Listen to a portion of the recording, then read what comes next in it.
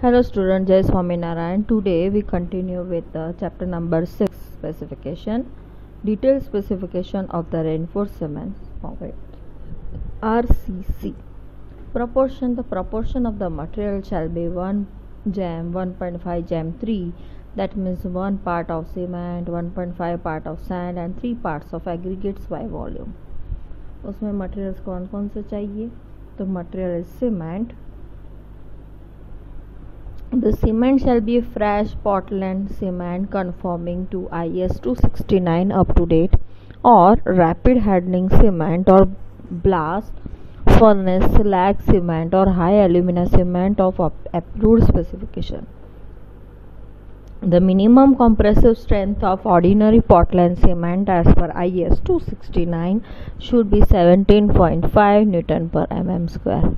Fine aggregates, उसमें क्या आता है? Sand. The fine aggregate shall conform to IS 383 up to date, and it should be clean, sharp, angular grains and shall pass through 4.75 mm ISU. It should be free from dust, dirt, vegetable and organic matters, and sea sand shall not be used. River or pit sand shall be used. Coarse aggregate. The coarse aggregate shall be hard broken stone of granite or similar stone. It should be hard, strong, durable, dense. It should be clean, free from dust, dirt, vegetable, organic matters, unless the specially mentioned. The size of the coarse aggregate should be 20 mm graded down and shall be retained in 5 mm square mass water. The water used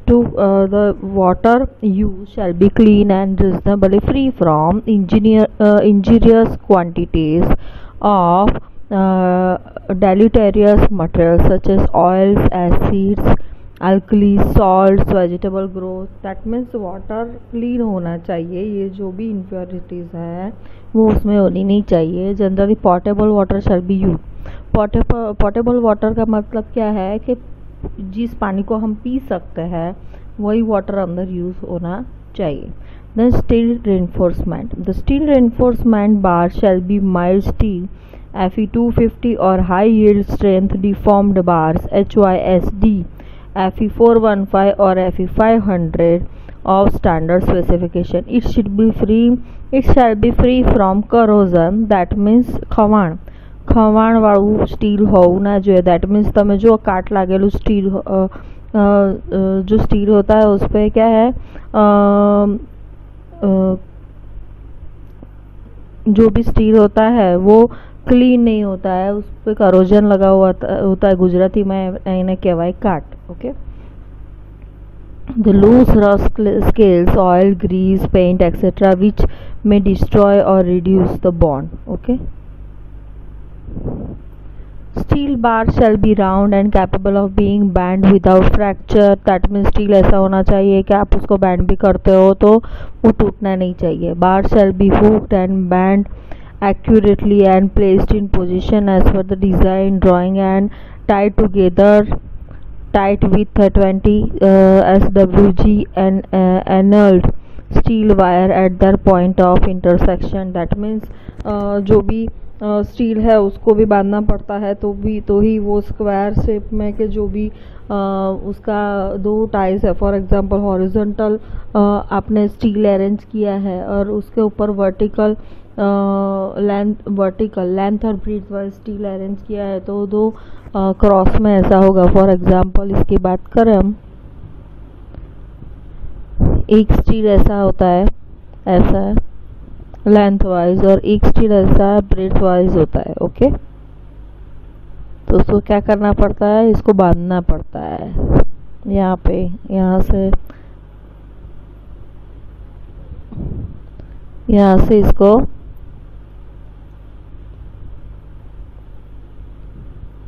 जो भी हमारे पास steel है उसको ऐसा बांधना पड़ेगा यहाँ पे.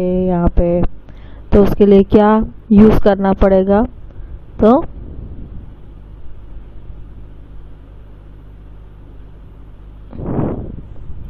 Twenty SWG एनल्ड steel wire use करना पड़ता है. ये इसका नाम है.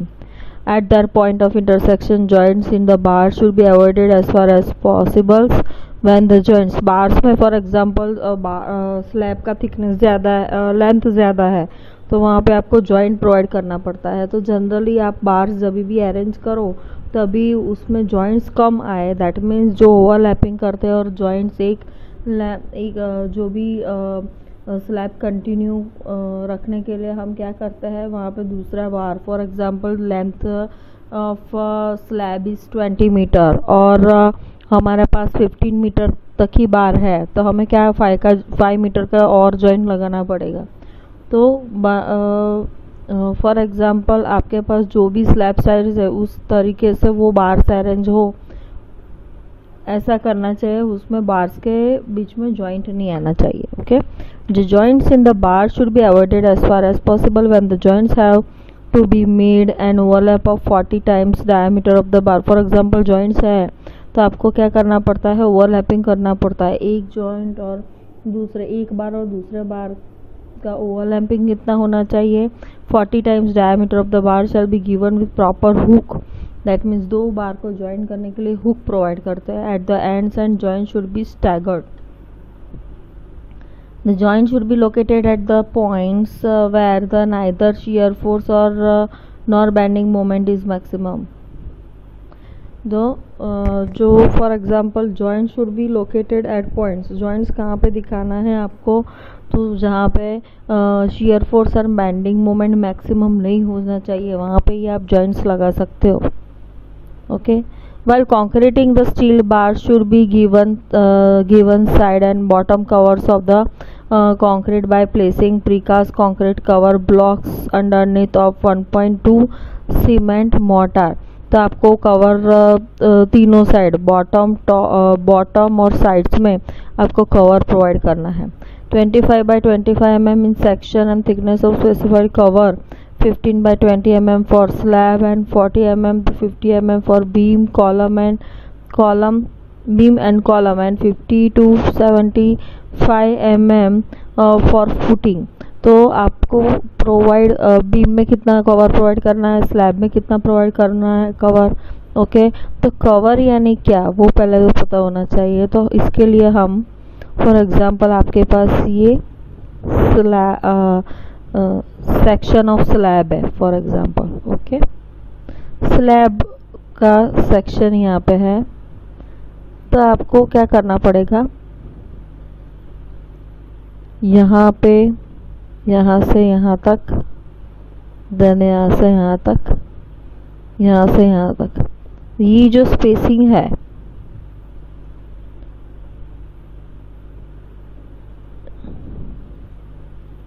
ये जो स्पेसिंग है ना, this one is called cover. ये स्पेसिंग है, ये स्पेसिंग है, ये स्पेसिंग है, तो इसको bottom side cover, bottom, this one is called bottom cover, this one is called side cover.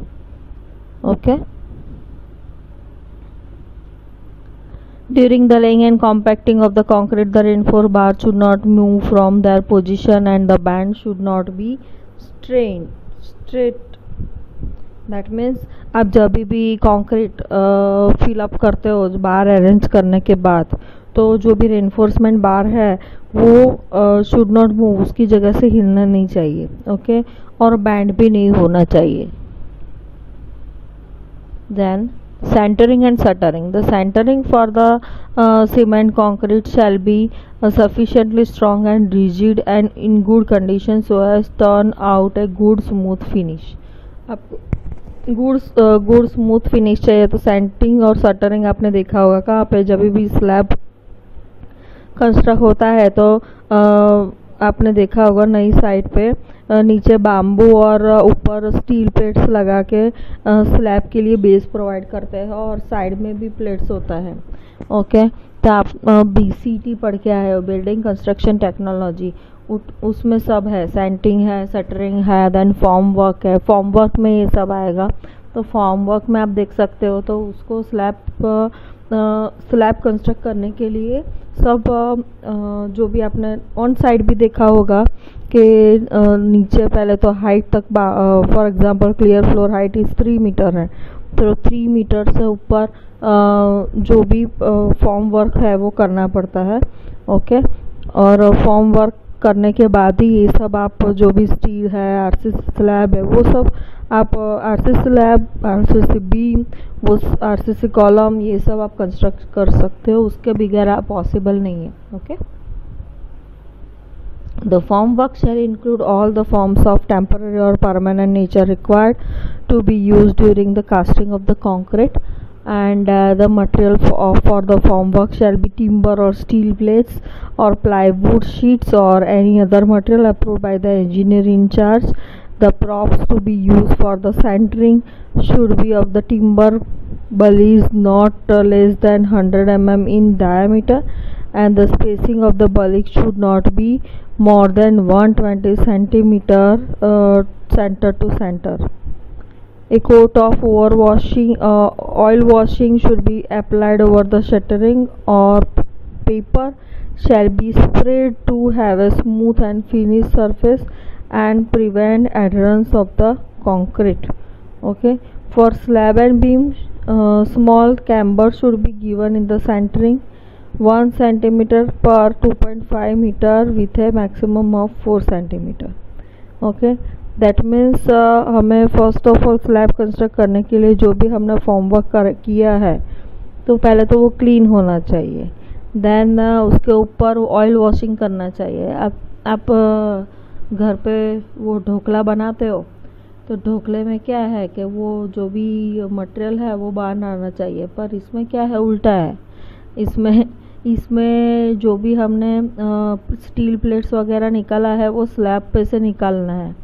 तो स्लैब पे से निकले, इसीलिए हमें क्या करना है, हमें ऑयल वॉशिंग करना है। जो भी हमने फॉर्म वर्क किया है उसमें ऑयल वॉशिंग करके फिर क्या करना है, जो भी सीमेंट है, देन कवर है, कंक्रीट है, जो भी हमने आरसीसी स्लैब करने के लिए जो आजू बाजू कवर रखे हैं वो तो स्टील की सेफ्टी के लिए रखे हैं।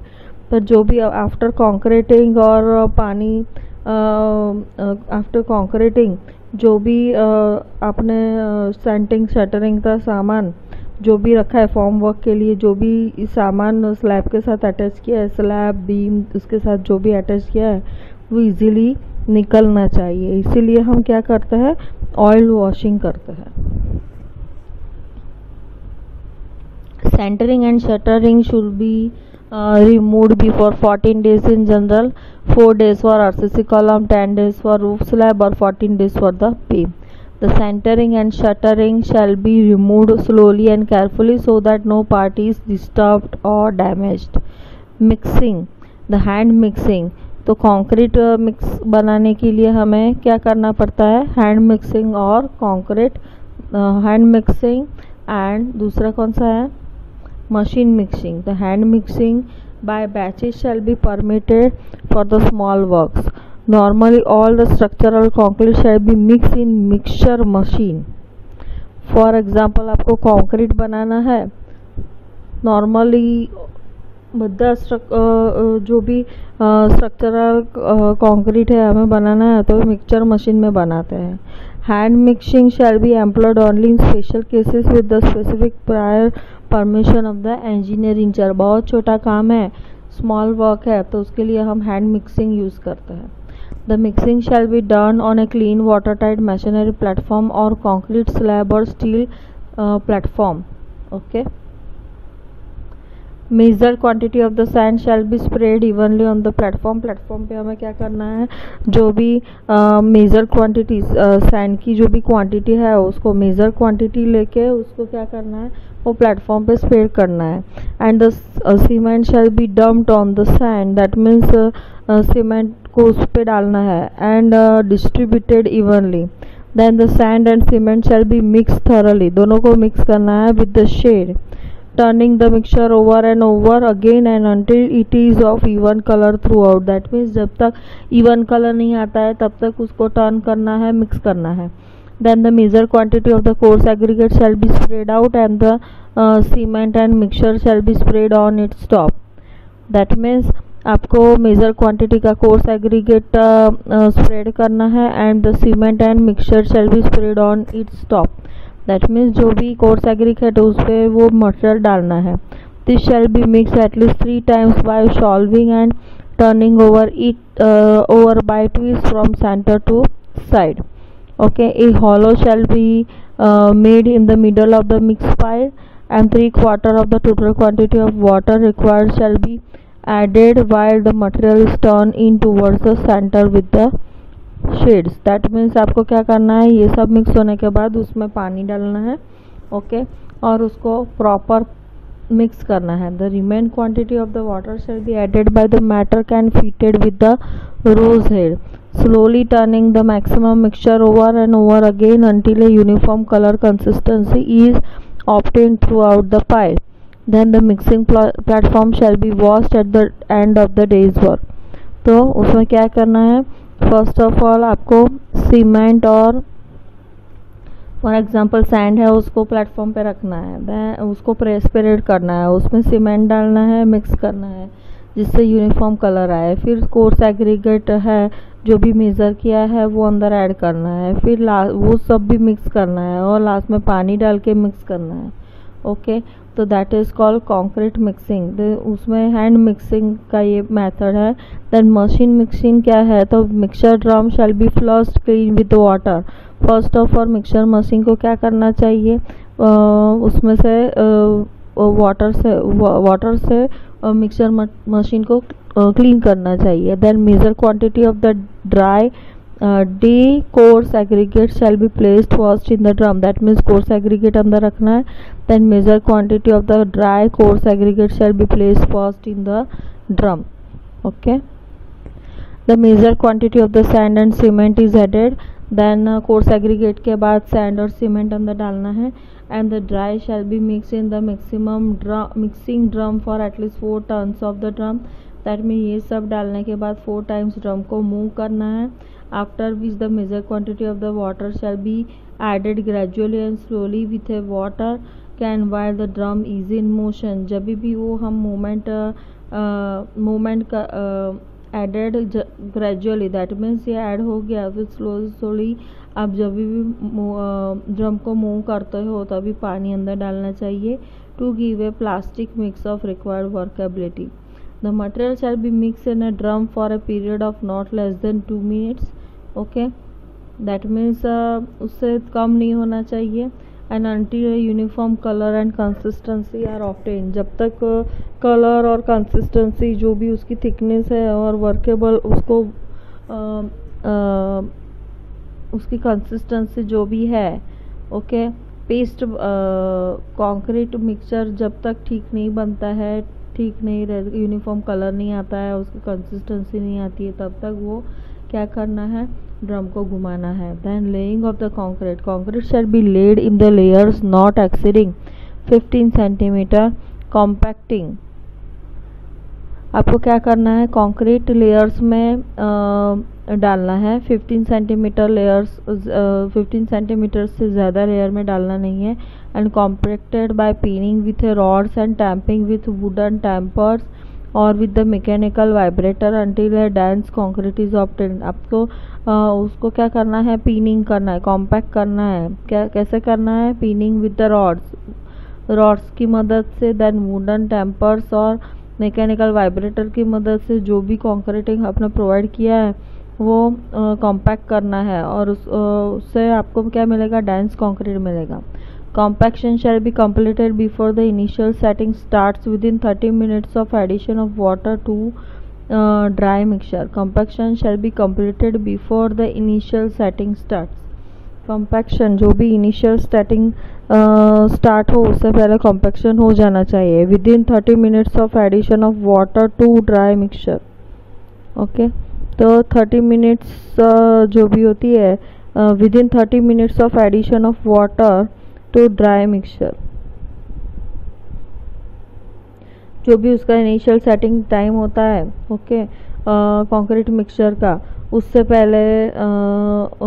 पहले आपको कॉम्पैक्शन कर देना है. यानी वो जब भी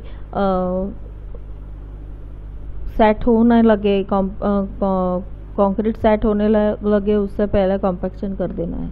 over vibration which will separate coarse aggregate from concrete should be avoided. Over vibration नहीं कर सकते बिकॉज वो क्या है, वो अलग अलग कोर्स एग्रीगेट फाइन एग्रीगेट सभी मटेरियल को अलग कर देता है इसलिए।